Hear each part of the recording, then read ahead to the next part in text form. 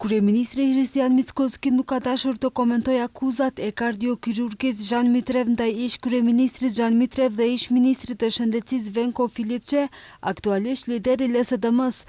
Ai tha se pret që prokuroria të merret me këtë rast. Megjithatë, ai ka komentuar vendimet e marra gjatë periudhës së pandemisë. Në këtë drejtim, ai ka akuzuar ish presidentin Stevo Pendarovski se gjatë kohës së pandemisë ka shkelur kushtetutën. Sipas tij, ekzistojnë dyshime serioze se një pjesë e vendimeve që janë marrë nga ana e Pendarovskit gjatë kohës së pandemisë kanë qenë në kundërshtim me kushtetutën dhe ligjet. Akuzat e Mickoskit ndaj Pendarovskit u bën në kontekstin e pretendimeve të Mitrevit të deklaruara 2 ditë më parë në një emision mediatik se ish ministri i shëndetësisë dhe lideri aktual i LSDM-s Venko Filipçe, me ndihmën e ish kryeministrit Zoran Zaev u përpoq të merrte pronësinë e klinikës private të Zhan Mitrevit përmes shantazheve dhe presionit.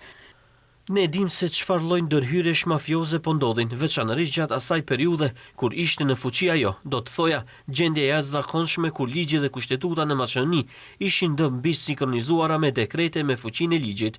Ka shumë dëshmi që flasin për sjelljen e qeverisë gjatë asaj periudhe. E dini, ato dekrete dhe vendime ligjore të Stevo Pendarovskit gjatë asaj periudhe ende qëndrojnë të pamiratuara në kuvend. Duhet i shohim ato dhe kuvendi të deklarohet në periudhën në vim. Pra, a ka ndoshta ndonjë përgjegjësi këtu nga ana e ish presidentit?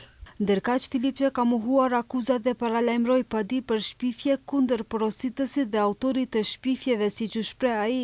Ai madje tha se kohëve të fundit është bërë shënjestër e linçimit nga ana e VMRO-DPMN-s.